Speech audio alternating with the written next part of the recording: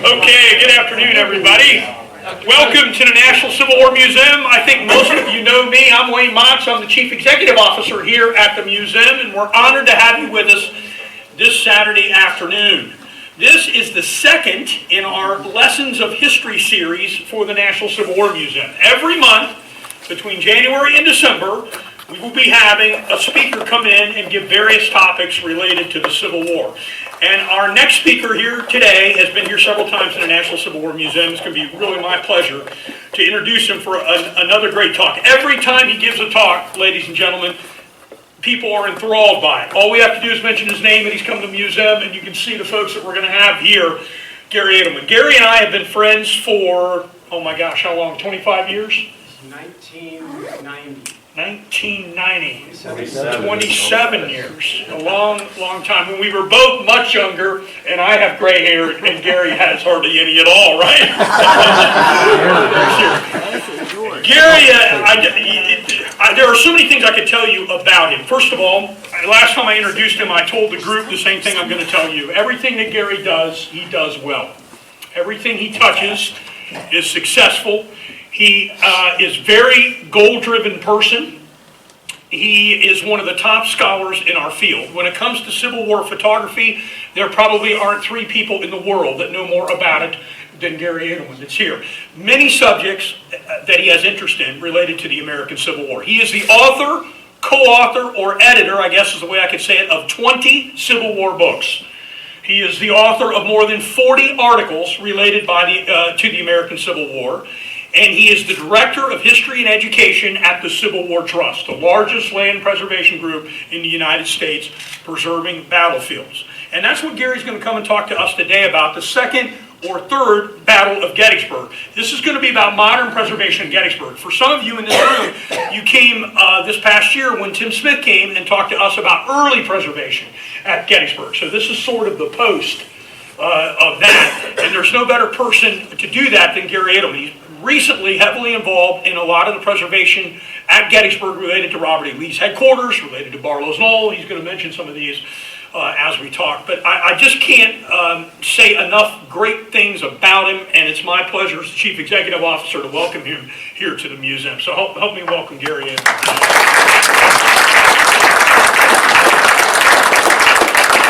No pressure, Wayne. Oh my God.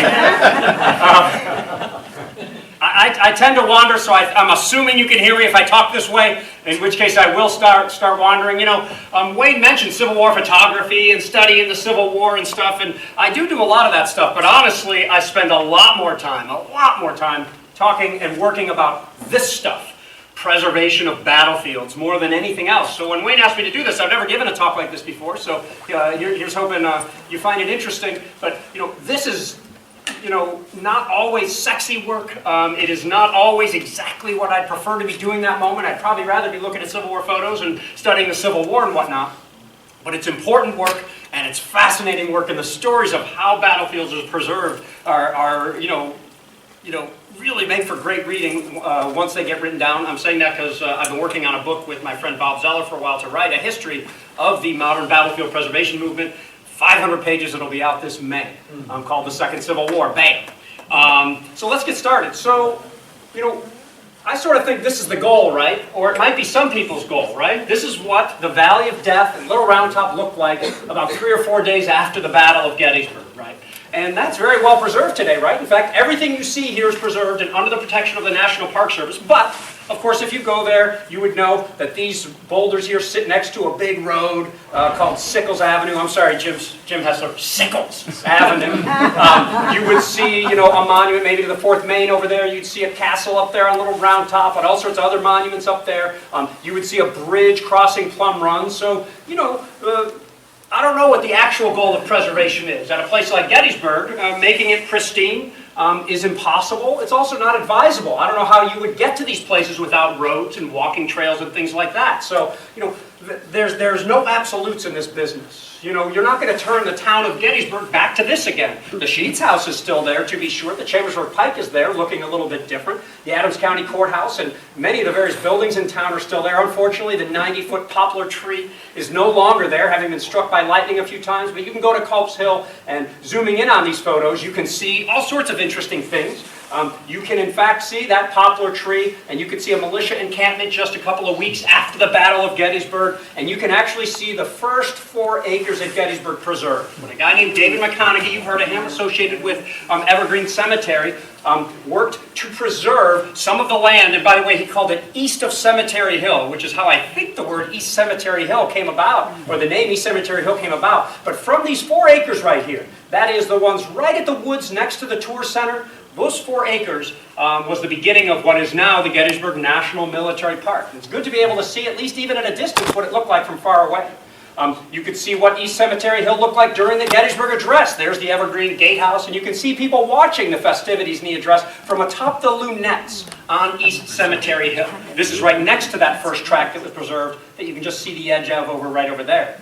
It was these lunettes and natural battle fortifications that McConaughey and others said they wanted to preserve when they were embarking on this idea of having a battlefield park where people could see some of the remnants of the battle and understand the battle. This is a kind of a new concept at the time. And that was done, by the way, right in 1863. Those 4 acres were saved in early August of 1863. Followed by elements of Little Round Top and parts of Culp's Hill. These things you could put your finger on, the breastworks, the lunettes, the earthworks on Culp's Hill and whatnot. So from those 4 acres, various entities had come along. Now, I'm going to talk about the Civil War Trust a lot today because we're doing it on a nationwide basis. That's where I work, and we're probably doing the most at Gettysburg, but not alone. Far from alone. We can't do anything that we do without partners and things like that, nor without the key predecessors that came before us. And of course, as many of you know, from 1863 on, right, starting in 1864, the Gettysburg Battlefield Memorial Association will start to acquire land. Over the years, they will oversee the erection of many 320 monuments over the years, until by 1895, when they turned their holdings over to the War Department, the U.S. government. When the Gettysburg National Military Park was founded, there were about 600 acres preserved in the Gettysburg National Military Park. The War Department took it over and kept it until 1932, issuing reports every year in between 1893 and 1932. They're great records to use if you want to understand the Gettysburg National Military Park. And they increased it to about 2,500 acres when the National Park Service took over. And by about 1987, the date we sort of used as the birth of the modern battlefield preservation movement. We don't say that because that's when the Civil War Trust's predecessor organization was founded. We say that because that's when everything happened. You know, that's when Ken Burns is about to come out. The movie Glory is out. You're having more reenactment. You have the 125th anniversary of the Civil War going on. And it is in the late 80s that people started paying attention to battlefield preservation again. And at that time, there was about 5,500 acres in the park, to which various groups have added about another 1,000. Now, this isn't easy to really figure out what we're talking about. You see a bunch of different colors over here, and I think I have another one, yeah. So there are brown colors that are sort of easements. I'm not sure if you count easements that aren't exactly part of the battlefield, but sometimes you hear that Gettysburg consists of 8,000 acres of preserved land. I don't exactly know where those numbers come from, but I suspect sometimes the 8,000 is when you're including a lot of outlying easements. I'm not saying an easement right in the middle of the battlefield or right next to one isn't important, very important. I'm just not sure if it's, battlefield land. And then you see some stuff that's in the holdings of the National Park Service, some stuff in dark green that has been saved by the Civil War Trust and its partners over the years, and a couple other designations as well. So some of what I'll be talking about, but not all, are about these dark green tracts that you see all over the place. And you'll see those are, again, saved whole or in part by the Civil War Trust. So I'm going to talk about a bunch of these and zoom in on them. And if you were to count, I think you'd be able to come up with a number. Let me go back for a second. And I'll get to those numbers. So I said that there are these reports. It's great. And I want to use these reports in part to talk a little bit about why land is preserved. And I think one of the most basic reasons, the one Lincoln talked about, is that this is hallowed ground, right? Not just at Gettysburg, but on Civil War battlefields where people fought and they bled. And the Gettysburg National Military Park Commission understood this when they talked about Devil's Den and said not only was there important fighting here, not only should we preserve it for that reason, but we should prevent other activities from happening there. Maybe you shouldn't build a hotel on this spot. Not that they would do it in the middle of the rocks at Devil's Den, but the fact that it's hallowed ground, that it's a place where people had fought and bled, were killed and wounded, is a reason why people have preserved land over the years. And the Civil War Trust, in terms of doing this at Gettysburg, like I may have mentioned already, so we did 32 deals, from 97 until 2016, totaling 983 acres. That includes the Cavalry Battlefield. That includes things that we might have only had a little to do with, but we were partly involved in. Almost 300 of those acres since 2010. And those acres, the plots range from a half an acre, just a small house with a little plot around it, to several plots that are more than 100 acres at a time. And you can tell by the size of the bubbles how big, of course, those acreage are. We've spent just under $15 million on these deals, or that's what they're worth at least. And the trust had to put in $7 million of that $15 million. Anybody who's a member of the trust knows that almost every time we send out an appeal for land, there's always some sort of a match in there, a 2-to-1 match. Do you think it's a good deal to put in a quarter and get 75 cents back? It's true. That is the whole basis of how at least the Civil War Trust and many other preservation organizations work, where my boss, Jim Lighthizer, at our first deal said, hey, federal government, if I can get other people to put up $2 for every one of yours, would you give us $100,000? And they say, hey, yes, under this program we'll do it. And then they go to the state and say, hey, the federal government's coming in and they're going to give $100 grand, and I'm going to get $200 from our members. Can you put in $100? And that sometimes is how we get 95% of the thing paid for, and then only send out a letter for $20,000 or $150,000 or something like that.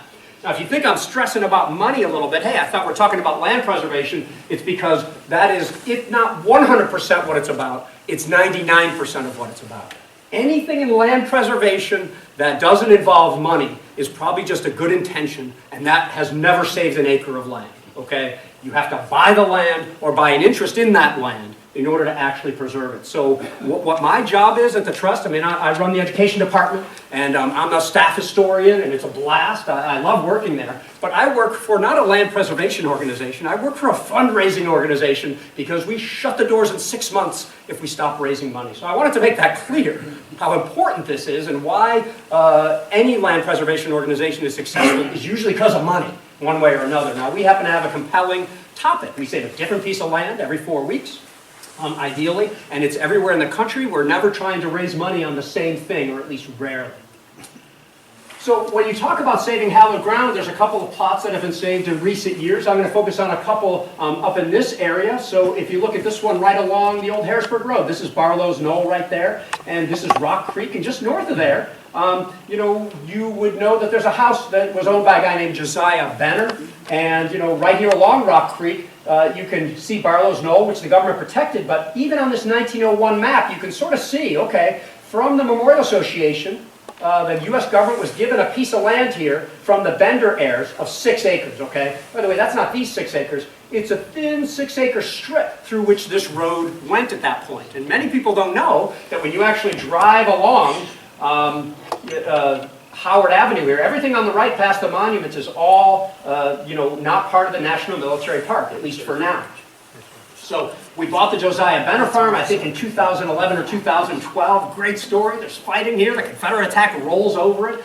Richard Ewell may have bathed his stump, or at least there's some suggestion that maybe he did, in this spring house here, and that's now has been folded into the park.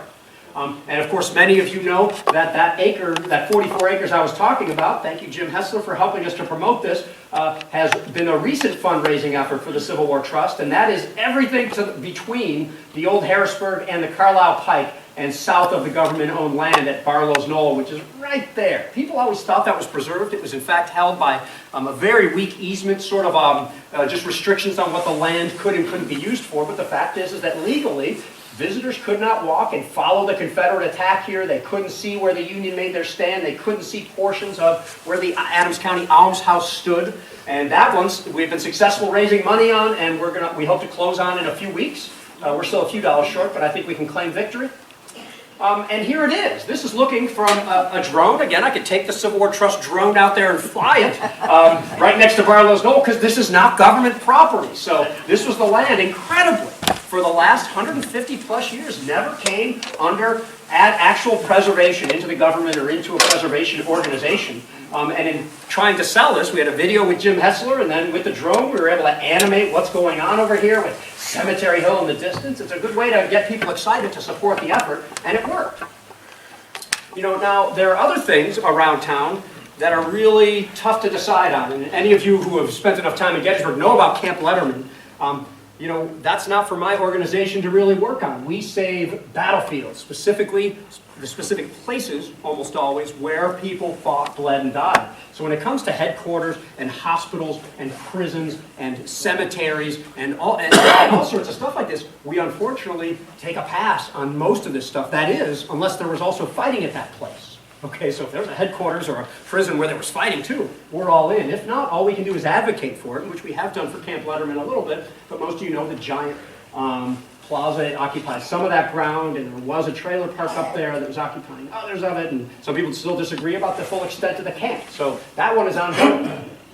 Now, some people save battlefields so that they can restore them, right? It's what the Civil War Trust is doing in Franklin, to be sure, 1/4 acre at a time, and that is no way to preserve battlefields, but sometimes it's necessary.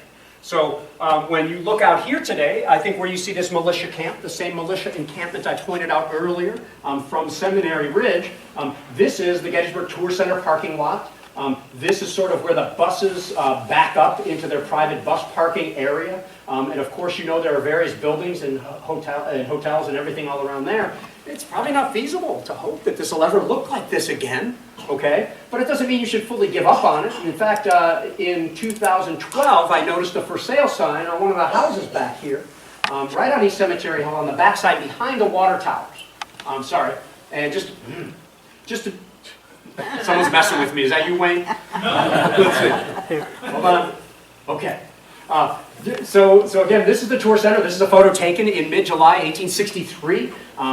You know, this is a prominent tree that appears in other things. There's the German Reformed Church at the edge of town, and this is East Cemetery Hill here. And most people sort of think, I think visitors think that this is where the Union line was on East Cemetery Hill, going along this line here. But in fact, the Union line was at another fence further. Okay. There are no monuments out there. There's nothing. I'm sorry, that's not true. There's some markers. But most people think, because of the woods and the tour center, that there wasn't actual fighting out here. But that's not the case. Unfortunately, this was just never preserved. And probably the reason it was never preserved is because you can even see on this 1901 map, Gettysburg identified that peak of the hill as a great place to put a water reservoir.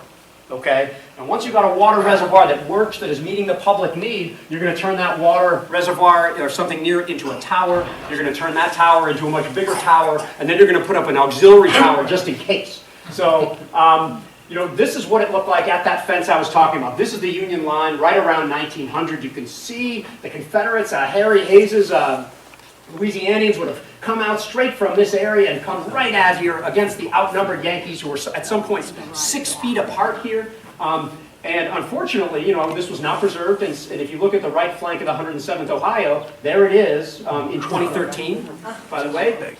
So this is the house I saw the notice about and told the trust about it and said, well, it doesn't make sense to buy this house if there's all these woods in between. Let me back up for a second.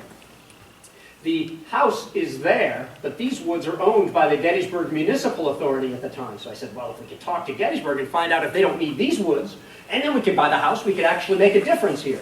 Ultimately, that's just what happened.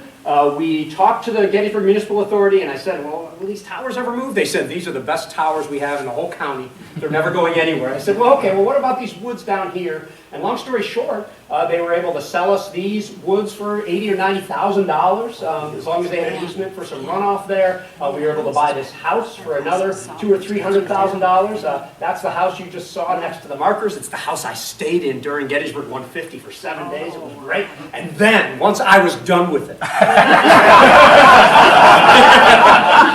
actually, this wasn't until 2 years later. We knocked it down, so here it is in process. I don't have a photo of what it looks like now, but it is an open field that looks just like this now, almost. So that's the goal. Unfortunately, it is still next to the big blue water towers, but it's one more piece of the Gettysburg Battlefield preserved that, again, you know, we sometimes do these things in isolation, and I'll talk about those later, but in this case, we said, help us save Gettysburg. We sent out a letter, and our members responded, as they do. And for those of you in the room that are members, I mean, I used to be a member before I worked at the trust, and I know what it's like. You get that letter, it's like, oh, not again, I'm not going to do it again. And then you're tortured, because then you see the map, and it's like, oh my God, we have to save this. Look, they have a good map, so I feel it, and our members are just incredible. They constantly step up every time we send out an appeal.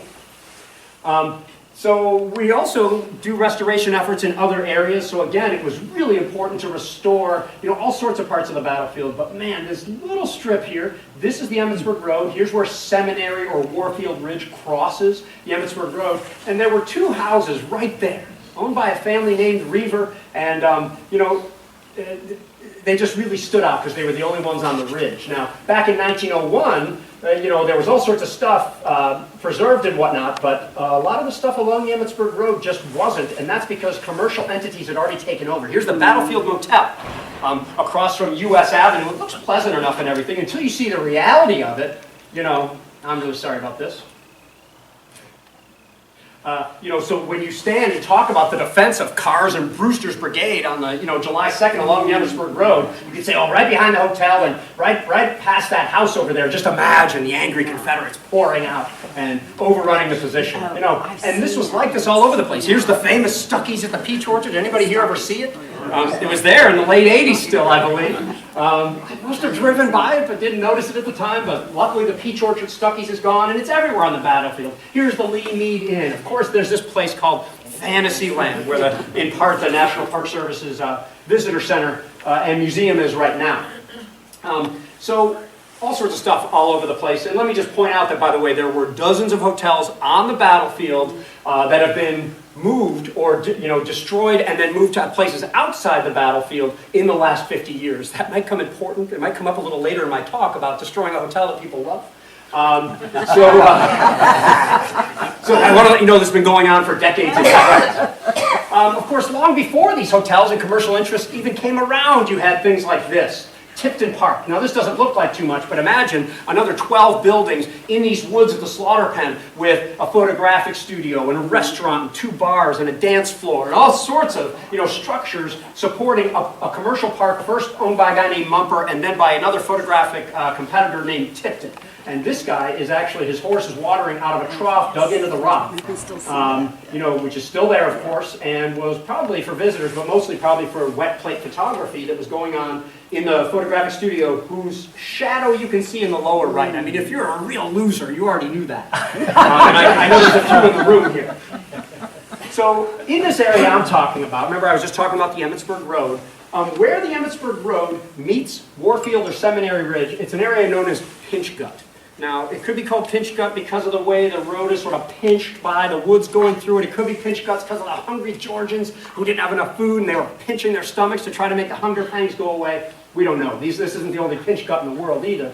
But this is the comfort station on Emmitsburg Road. Here is where Confederate Avenue or West and South Confederate Avenue meet and cross the Emmitsburg Road here. And look, comfort station, house, business, house, business, all the way up, okay? When you look at it from the air, it was a little development. You see it needed a name, and Pinch Gut was the one. There were a total of 52 structures, and I don't think I mean sheds and outbuildings either, all around this area. And slowly, from when this was taken in, I think, 1943 until 2011, all of them were slowly removed until there were only 2 left.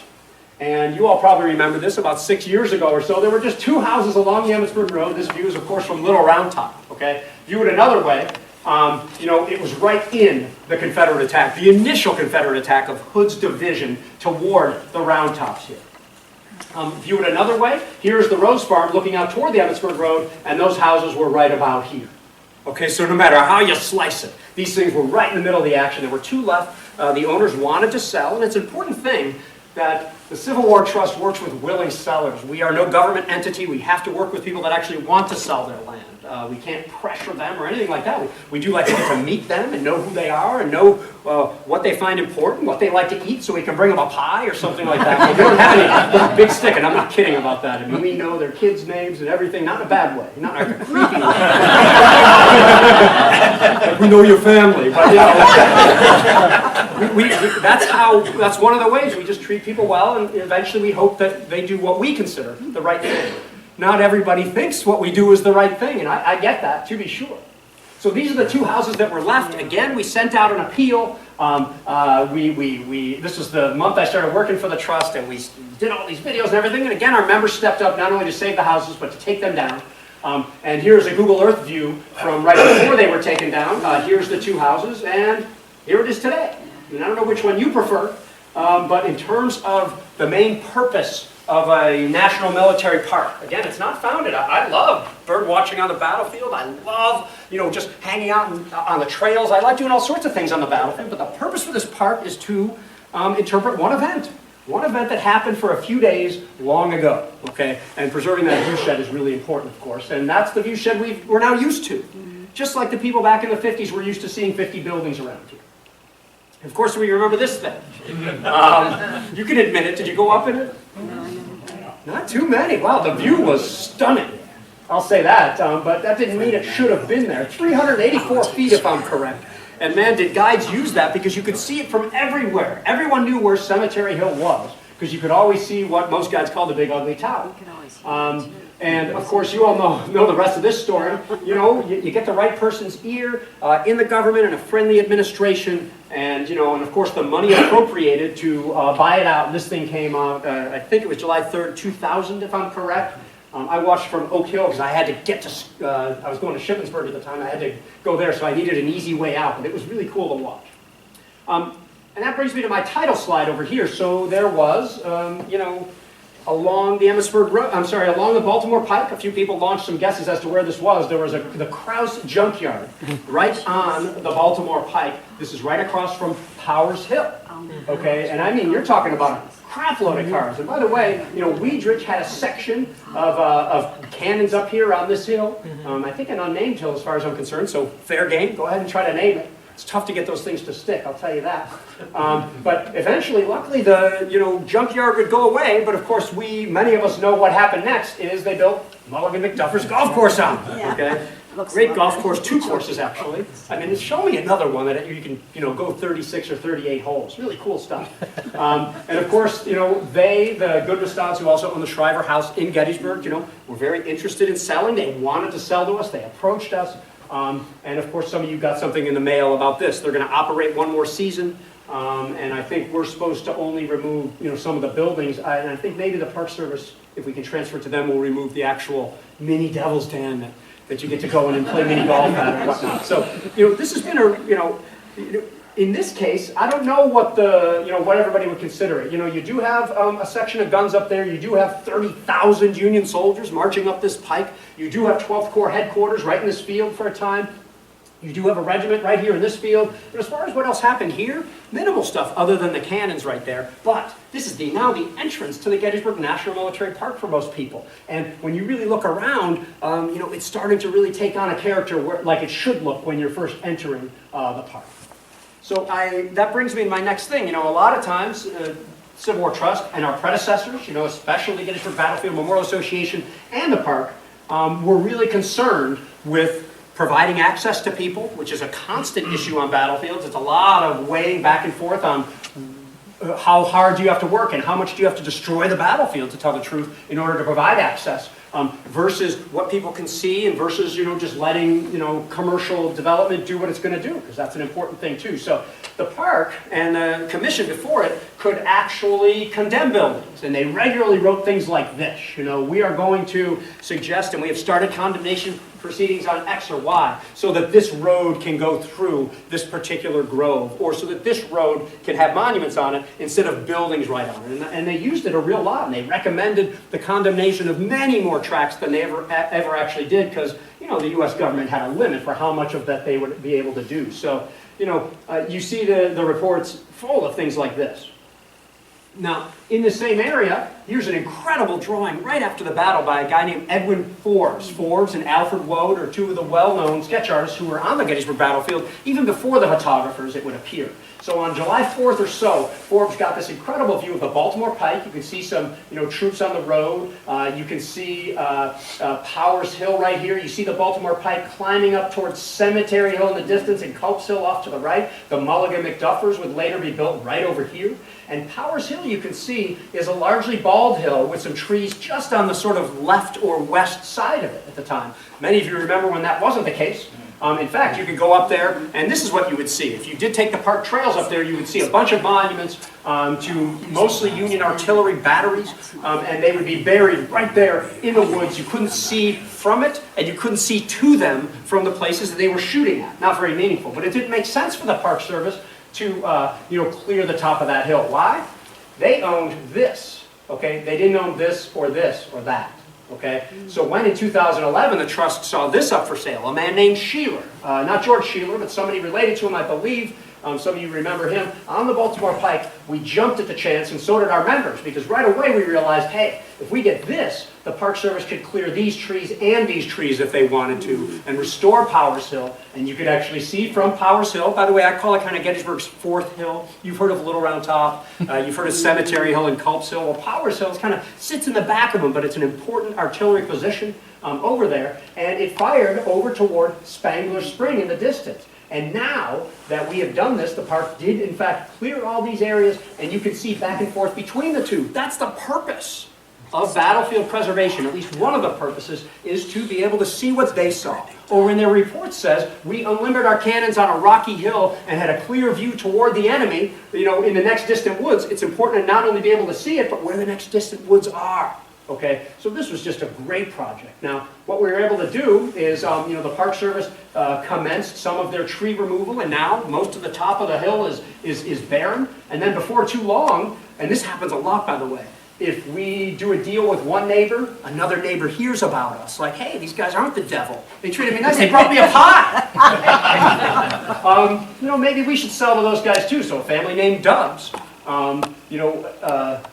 approached us, we purchased it, turned it over immediately to the Park Service, and now the park owns this, and will before too long, I hope, own this. This is the Mulligan McDuffer track, as well as another one right near the entrance. So you can see the difference that a private preservation organization with a lot of help from other organizations, from the Borough of Gettysburg, from townships, from everybody, might be able to make a real difference over time, especially if you know you're playing a long game, which we are. Okay? And one last thing occurs to me, like, look at that brown, that's the Gettysburg Foundation right there. That's the visitor center right over there. Oh, are we getting close? Let's take a look at this. Okay? So, here's Powers Hill. You can see it's now been cleared of its timber. And while they haven't cleared the other one yet, this Dubs tract, you can see from there over towards Spangler Spring in this area. Okay? But now that we have this one, look how close, let's say the border's right here. This is owned by the Gettysburg Foundation. This is like a little power plant, but you can walk out to it. And some of us, I think in this room actually, we walked up Powers Hill and connected with the visitor center right there. It's like an acre away from people being able to, if the park wants them to, walk from the visitor center out to Powers Hill. Anybody that's gone to Powers Hill, what a pain in the rear. You have to sort of pull off. You're not sure if you're allowed to. Cars might clip you on the way. It's like not a good thing to see. But imagine being able to walk out to Powers Hill in the same way that you can walk out toward the Pennsylvania Memorial. In fact, it's probably closer. So I'm really excited about this. So we've never had a conversation with the park about this, but if this last tract or a part of it becomes available, I know the park will look at it. They're looking at wayfinding all the time. Another thing happened in terms of kind of restoring or providing access of the battlefield is this little house down here. So this is the Taneytown Road. This is Pleasanton Avenue that leads out to the Pennsylvania Memorial off to the left. This is the Hummelbaugh House for you, people who might know who that actually is. And this is the park maintenance facility. In February of 2013, the park said, oh my God, the 150th is coming up. I don't know if those are the words they used. But we have this visitor center. We know people want to get out to the Pennsylvania Memorial, which, by the way, if anybody ever did this before, walking along the Taneytown Road, you got a stone wall here, there's stones in your path, and there's cars going by at 40 and 50 and 60. This was very, very dangerous, to say the least. So they wanted to build a trail to go through this area, and this is the only piece of land they didn't have. and it was for sale. And they asked us, which is really interesting, you know, for 80 years, the U.S. government was the primary battlefield preservation organization. And now, you know, nowadays, for the last several decades, not just right now, the U.S. government aren't the land buyers, but they are big funders of it. Our biggest donor is the U.S. government through a variety of programs, namely the American Battlefield Protection Program, which funds battlefield sites outside of park boundaries on a certain number of sites as established by Congress. So they said, if you could buy this thing really quick and tear down the house, we'd really appreciate it. Well, when your very best partner in the world tells you they really want something to happen, go ahead. So we bought it in March, we tore it down in April, and in the fastest time I've ever seen the National Park Service at any park do anything, they actually built that trail, right, while we were still tearing the house down. And now it's like it was always there. It's just a normal trail that you can take. And now we take for granted the fact that from the new visitor center, you can walk out to Pleasant Avenue, and to the Pennsylvania Monument, and therefore out to Pickett's Charge and whatnot. We should take this for granted. This is exactly how it should be. So I think access is a really important part of battlefield preservation. You know, we would have been hard-pressed to talk about anything of real battle action happening there. I'm not aware there were any cemeteries there. Of course, they probably went to a path there. If so, I'm not aware of a hospital there. I can't really point to a whole lot of fighting there, but the Park Service needed it. Now, so how did the trust get the money to do this? Well, we sometimes send out an appeal for $180,000, and all at once we get $240,000 in.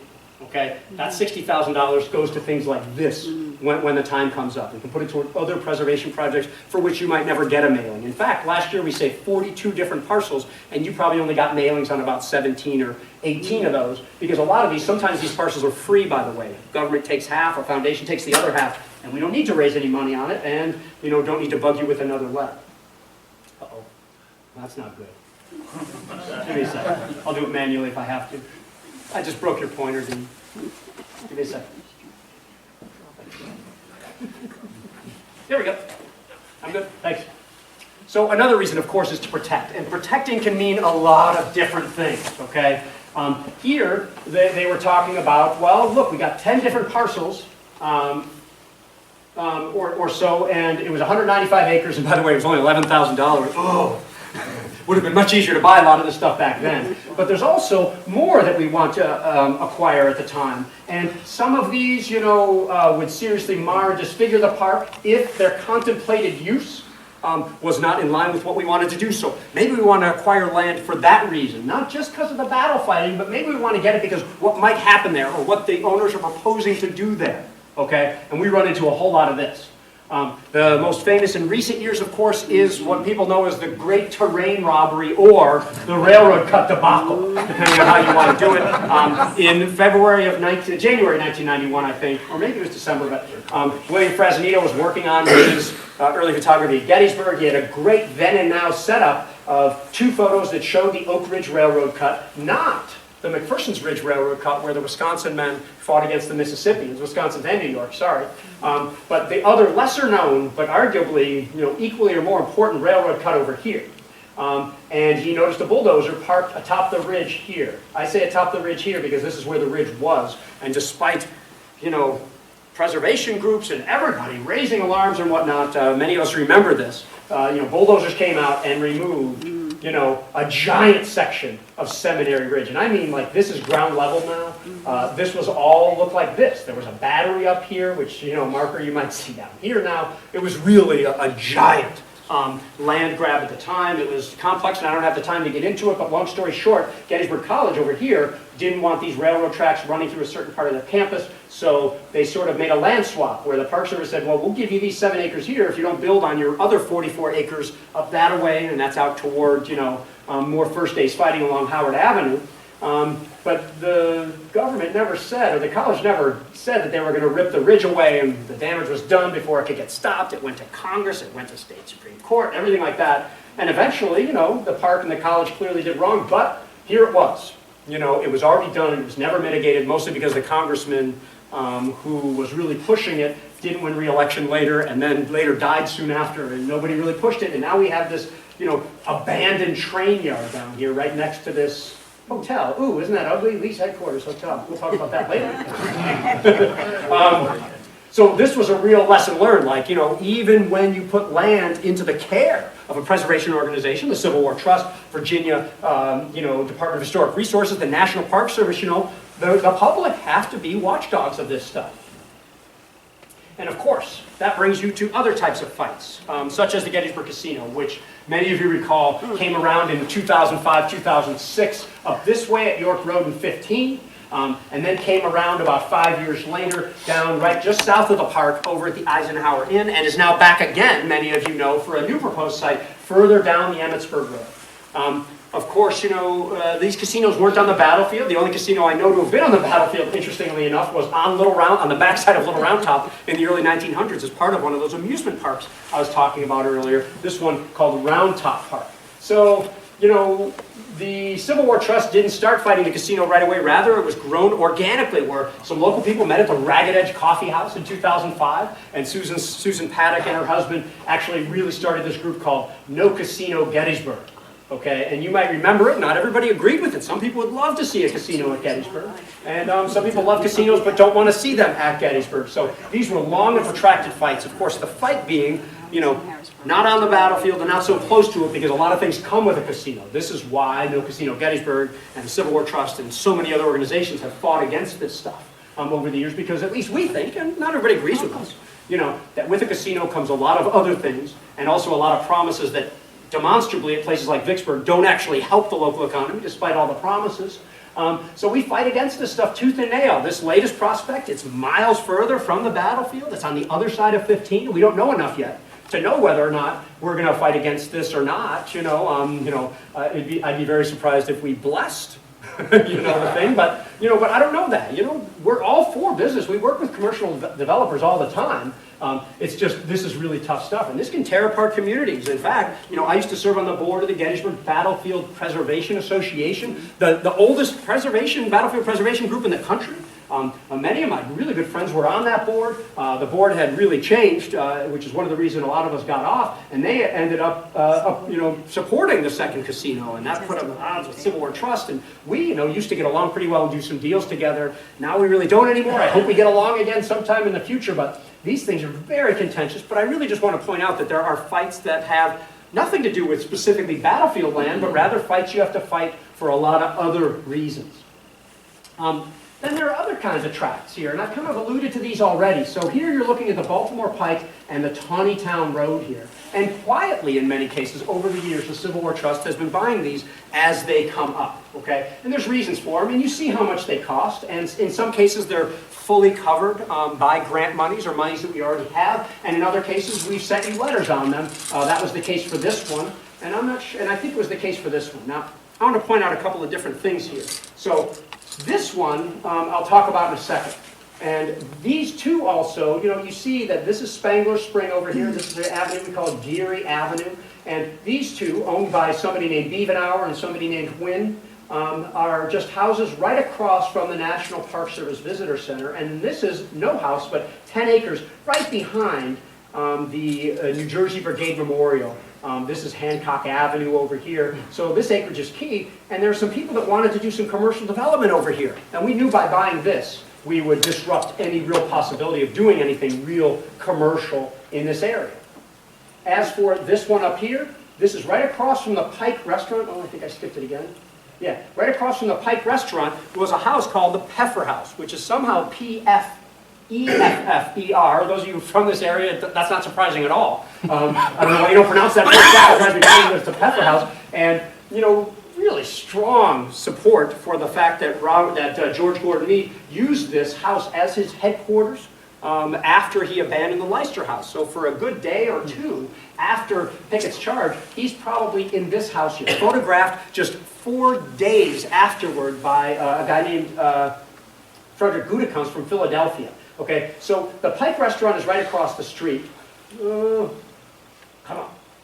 The Pike Restaurant is right across the street there. That's this. And whoever owns the Pike had a right of first refusal to use more land over there and whatnot. And we knew getting this would help to maybe restrict some of the commercialism going on here. You have the big sleep-in hotel there, and you have the Pike over there. No, we're not buying the Pike. People say that about us all the time. But in addition to those, we became interested in these over here. There were some houses here. That's that Peffer house there, misspelled there. And here is the Abraham Spangler, called H. Spangler, I think at the time. There's too many Spanglers for me to keep them straight. So we took the worn burial map. Again, all of these hash marks are Union soldiers. Because it's like a plus sign, the Confederate soldiers have these, and overlaid this on here, told our members, oh my God, this is a burial ground. You also have everybody reinforcing. You also probably have some cannons right in this vicinity, firing in both directions. You have reinforcing troops going over towards Spangler Spring over there, and our members stepped up and were able to save it. Now, it's pretty interesting, actually, that, and by the way, so the houses I'm talking about, if I'm correct, are here and here. And this is the entrance to the National Military Park Visitor Center here. So it is these two houses here, and this one is owned by the Gettysburg Foundation.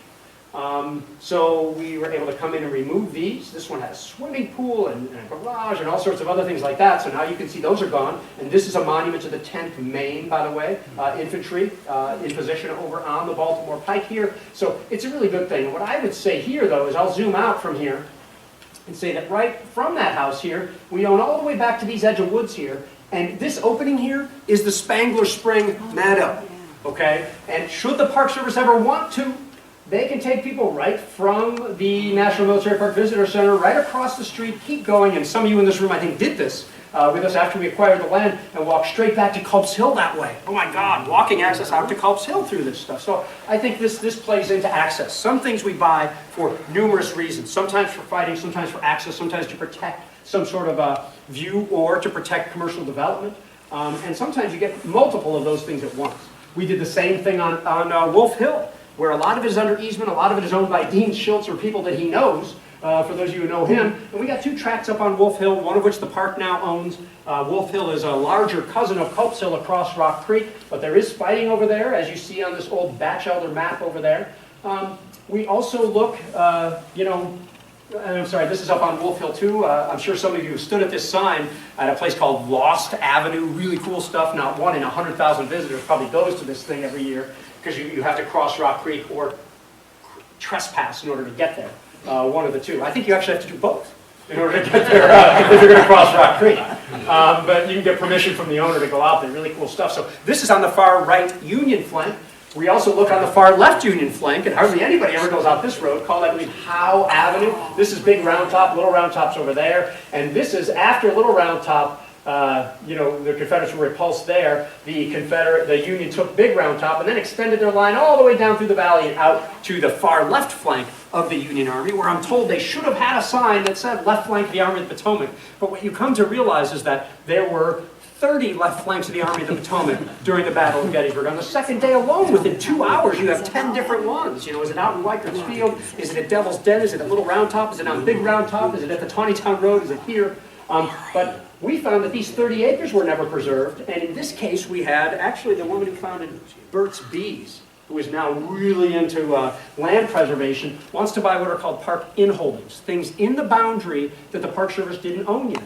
So we looked at various battlefields here, Harper's Ferry, out in Vicksburg, for inholdings that might be good for her to buy and then give to the park en masse, because she's helped to buy like 100,000 acres up in Maine. Battlefield land doesn't work that way. But these were 30 acres over here. There was a house over here. So with her help, we were able to buy that. You can see it still looks today just like it looked back in about 1902. And here is this land. We bought these 30 acres. Again, Taneytown Road, Howe and Wright Avenue. This leads toward Big Round Top. And we were able to remove those two houses there. So again, when you enter the battlefield from this direction, you get a little bit more of historic flavor than you otherwise would have.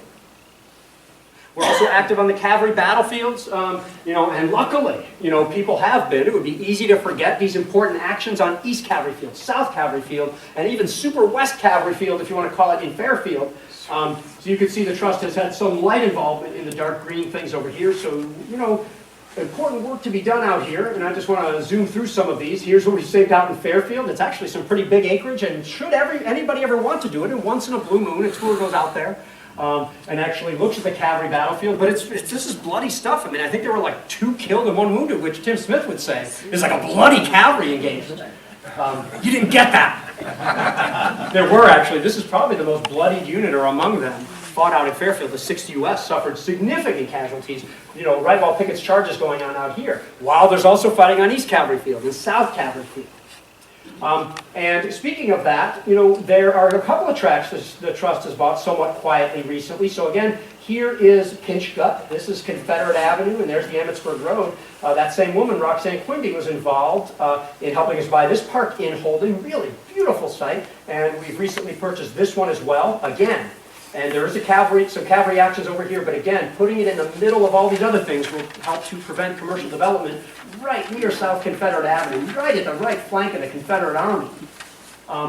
And get land like this. This is that cavalry tract I was just talking about. So you get the idea. We're trying to be active wherever we can in order to preserve hallowed ground, protect the land as well as we can, you know, prevent development if we can, and of course, you know, provide access so that people can actually see this stuff. And we do this all over the place, so I wanted to go through a couple other areas as well. This is, of course, Jericho Mill. It's the first day of the Battle of North Anna took place there. And these battles, North Anna, I mean, these are not small battles. They're small compared to Gettysburg, but if this were the first battle of the Civil War, it would have been the bloodiest battle in all American history. 4,500 casualties at North Anna, and most of them are suffered on this first day near Jericho Mill. We purchased all the mill ruins, and I think it's 400 acres on the other side where this picture's taken. And I mean, you can go down there, if any of you know Bobby Creek. You can see the crossing site. All the ruins of the mill are still there, and the whole first day's battlefield in one fell swoop was preserved. That allows us to go and reproduce this picture, a military group making a road there. These are U.S. engineers, I'm pretty sure the 50th. You can see the pontoon crossing at Jericho Mill, and you can put some of your loser friends up here to do the same thing today. You can see again the river back there and everything like that. These are most all Civil War trust workers. Pretty cool stuff. The biggest loser of all is right in front holding the shovel. There we go. You look at a place like Perryville, Kentucky, where the state was able to save some of the land over the years. And then, you know, again, I keep saying the Civil War Trust, but, you know, we have great partners in Kentucky, and we couldn't possibly do it without somebody in Kentucky who happens to sit on the Appropriations Committee, happening to put in money into the federal budget to make sure we can do things like this. You know, so you see what we've been able to do in blue at Perryville, and since have done to really fill in the hole of the donut. And this is one of those battlefields we can almost call complete. And you talk about the high tide of the Confederacy. I've never taught that Gettysburg is the high tide or anything like that. Talk about places in the fall of 1862. At Mill Springs, Kentucky, same thing. There was a little bit preserved. We're able to surround it with more of the land. Same thing with the second day at Mill Springs, where we're starting to knock off that battlefield. You take a place like Brandy Station, which is one of our first fights back in the 80s. This is 1987, 0 acres preserved. Here it is as of a few years ago, or last year. 2,000 acres, more land saved here than anywhere. The fact that it's a cavalry battle makes it really expensive because they move around a whole lot. And there's lots to do still, but soon we'll connect all this stuff and maybe it'll be done in our lifetimes. And when you do stuff like this, you can remove a McMansion and really make it look that way. And that McMansion happened to sit right where Meade's headquarters was on top of Fleetwood Hill. So you can make a real difference in restoration by securing these places.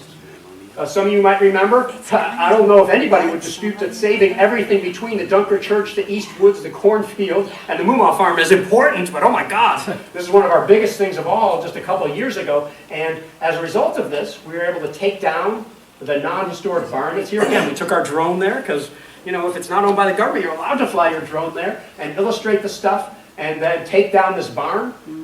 So that you can really see the Union attack toward the West Woods and the disastrous retreat in the other direction. And maybe more importantly, remove a line of trees where for the first time in 90 years, people can see from the cornfield to the Dunker Church again, or from the Dunker Church back toward the cornfield. Okay, and that alone, for anybody who's been to Antietam, this is really important to understand where these things are and see what the soldiers saw. So this is one of our most proud moments. We'll be taking down the non-historic house next week. Mrs. Wilson, our really good friend who opted to sell this to us, has finally moved out. So it's going to come down any day now. At Glendale, where the National Park Service owned a cemetery of 1 acre and another tract of 1 acre in 1987, and this is it now, almost done when you really look at this. So that's about 900 acres. That connects with a piece of the Malvern Hill Battlefield, which looked like this in 1987, and looks like this now. And we have 2 connected battlefields, and we're actually moving too fast for the Park Service. You can't really walk trails. We haven't cleared trees. I mean, these places are really hard to see. They're pretty remote. but I hope that Richmond can be the battlefield park it deserves to be. Why does Fredericksburg get 4 times more visitors to its battlefields than Richmond? Because there are things to see, and there's actually a critical mass of land and visitor services. You know, to drive another 10 miles to get here, only to see 40 acres, maybe that's not enough for people. Okay, but maybe if there's more, maybe if you can walk all the way out to the Confederate Grand Batteries, then maybe it's worth it to go out to these places. At a place like the Wilderness, where for the first time now, we're buying some land where you can actually connect and walk from Chancellorsville over to the Wilderness. Man, would that be a good hike if you could do it? And at Champion Hill, where for 30 years we've been buying up little bits of the crossroads here, and we've since then even gotten more than this. So slowly but surely, this really important and bloodiest battle of the Vicksburg campaign is being knocked off as well. Now, there's other things we do, and I've already referred to some of these. Let me see how my time is coming along. Ooh, I'm going to talk even faster now. I'm going to eliminate all my sentence breaks now. Ideally, we could get together and, do things that are just right to do. But like I said at the beginning, you can only do so much right without money. So you all know on July 1st, 1863, Confederates splashed across Willoughbys Run here. Beautiful sight. James Archer didn't like it so much because when he got counterattacked, the line was going to be captured not far from where this picture was taken. So when the Gettysburg Country Club came up and the Land Trust Alliance, I believe, were the ones taking the lead on this, the Civil War Trust, we said, we want to be a part. We'll help promote it. We're going to help raise money on it. Can we pay the closing costs or something like this? So we had a tiny part of this deal, but we were able to get the word out. The land was saved, more than 100 acres, by the way. There's, demonstrable burials out there, and now the Park Service owns it, and eventually will interpret it. You can go out there and not get arrested or anything like that. So big win. And these are some of the burials I was going to show you. This used to be part of course, a different hotel. Yes, another hotel that was removed, the Springs Hotel Complex, a beautiful big hotel right on the first day's battlefield. Here's another example. You can't point to a huge amount of fighting, but you do have battle actions. The Confederates crossing this farm here, the Daniel Lady Farm, when the Gettysburg Battlefield Preservation Association wanted to save it. I was on the board at the time when we first got it. We didn't have this much money, so applying for grants from the federal government and from the state of Pennsylvania, right here in Harrisburg, and the Civil War Trust putting in a little bit. That land has been saved, and it's a huge 140-acre tract right along the Hanover Pike, and it looks beautiful now today when you go out there. And of course, and what I want to close with is when all the things I have been talking about can happen at the same place. It's just preservation magic. If you can provide more access, save hallowed ground, protect the battlefield, restore the battlefield, while also getting people interested in opening up more that people can do and see, all the better. Of course, many of you know, and I don't need to go into great detail about what has happened out here. This is the 4-acre tract known as the Thompson House Release Headquarters tract. We were able to save both sides of the road here, namely what is known as the Lee's Headquarters building. Man, do I wish I had 30 minutes to go into it being the headquarters, but I don't think we have time to today, as well as some of the land across the street. Here is just part of the partners we had to thank for this, and there was another page I couldn't fit on here. I want to thank at least 7/8 of the licensed battlefield guides at Gettysburg. There's a few angry ones that really hated that we were tearing down a very popular hotel, to be sure. Of course, I think 30 or 40 people worked at that hotel at the time. Most of them got jobs elsewhere. Of course, by the time it got into the news, it was 1,100 people work at this hotel. You're destroying everything. And the Gettysburg Heritage Center and other people aren't even on here. But man, we can't do anything without our local partners. It's really, really important to do this. And you see just a wide range of partners that we had on this, and it was really interesting. Now, as far as Lee's headquarters, what we had to do is we needed the Borough of Gettysburg to approve our demolition permit. You can't just tear down buildings, especially if they're 50 years old. And some of the hotel buildings were more than 50 years old without their permission.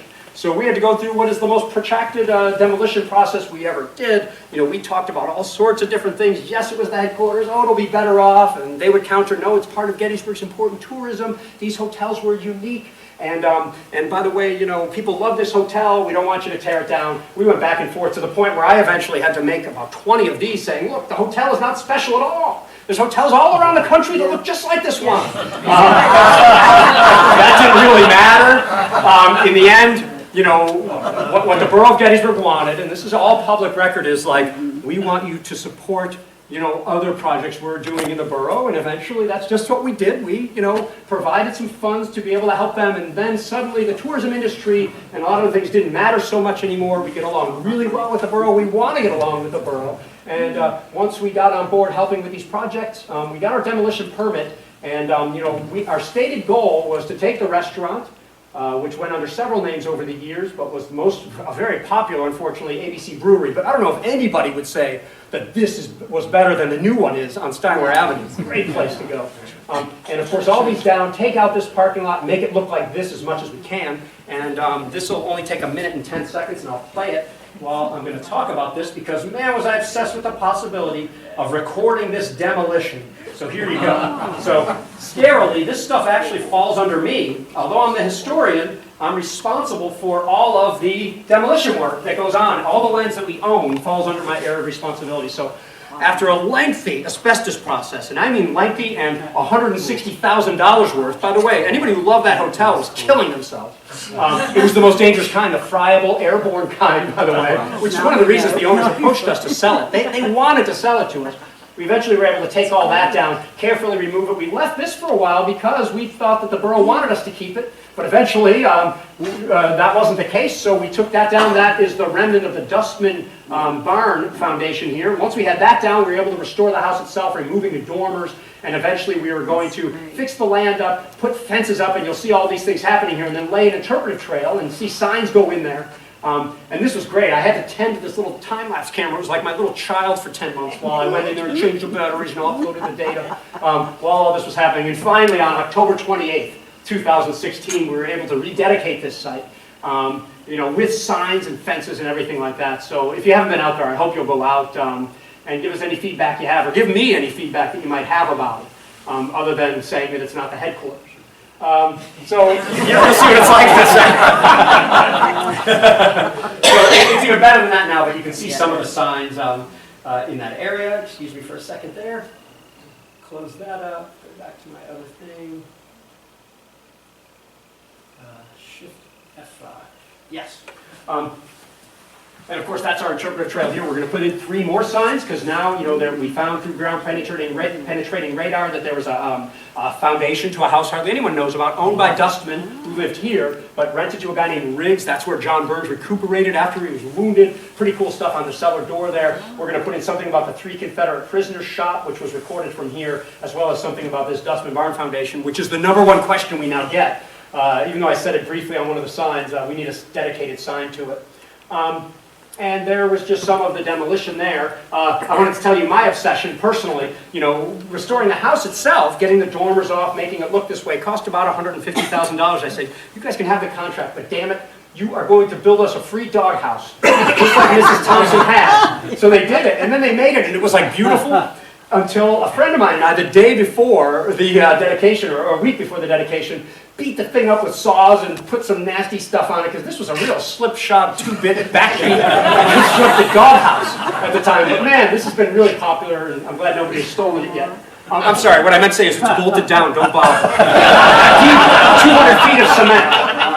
And of course, this is a dedication. I know some of you all that are here were there at the time. The biggest event the Civil War Trust has ever had. At our annual conference, sometimes we have 600 people. We topped that with 650 people showing up. And a really cool big event. And I just know that when you're trying to do all these different preservation things to protect, to preserve, to provide access, to open up new areas, and if those things happen to be where Robert E. Lee and Gettysburg intersect, gold. 11,000 people donated to this effort. It's the second most expensive one we've ever done, certainly per acre, by far the most expensive. $1.5 million per acre. Wow. Gettysburg land doesn't cost that much usually, but it was really worth it, and people really stepped up to help. And now, of course, right before we tore down the hotel or the restaurant, I went up on the roof and tried to recreate this, photo that was taken from right at this spot from Dustman's house. And I was able to see Gettysburg College over there, but I liked it better when we'd finally taken it down, and then I took the drone up. And man, in a way, if you can see the Sheets house here, you can really still see the same terrain and the same Gettysburg and the same East Cemetery Hill. So I'm really happy with what we've done over there. And really, in the end, this is what it's about, right? This is a battlefield. These are national military parks and private parks and state parks. And I think we need to remember this, the possibility that there are, houses and buildings built over these sites, we know that to be the case. But if we can prevent it or if we can reverse it, all the better. So that you can see something like this. Now, this might be morbid to some of you all, but if you want to know where these guys, almost certainly from Georgia, maybe South Carolina, died, look at the crack on that rock there. Look at these two rocks there. Look at that rock in the background. There's no doubt that this is where these guys were laid out for burial, and therefore within yards of there where they died. And that might help us know who they were. You can narrow these guys down to about 60 different names. Okay? We're really getting there with burial records where we can do that. And lastly, you know, you can go out to the battlefield at a place here, Henry Fuller, okay? Maybe 1 in 10,000 people go out to this place. Really hard to see, not the least of which is because it's not open like this anymore. But about 2 years ago, and you'll see a video on this coming out at last in a couple of weeks or months, where Wayne from this facility was able to really drive it home. You can't just save the battlefield. You need to break out the photos. You need the accounts. And ideally, you need the stuff, the artifacts that were actually there. And a couple of years ago, Wayne broke out Captain Henry Fuller's blood-stained technical manual, stained with his blood at this time that the monument is marking, where he was killed, where he breathed his last at Gettysburg. We're bringing this thing back there to the hallowed ground that had been preserved, and because it has been preserved, there can be a monument there. And because there are museums like this, you can still have these things and bring these things together for what I think anybody who could even imagine, or you see the video, let alone if you were actually there with Wayne and I, was a wildly special experience. So, you know, I thought it was a good way to close, and with the last thing that we're losing land every day. So support battlefield preservation, and thank you so much for coming out today.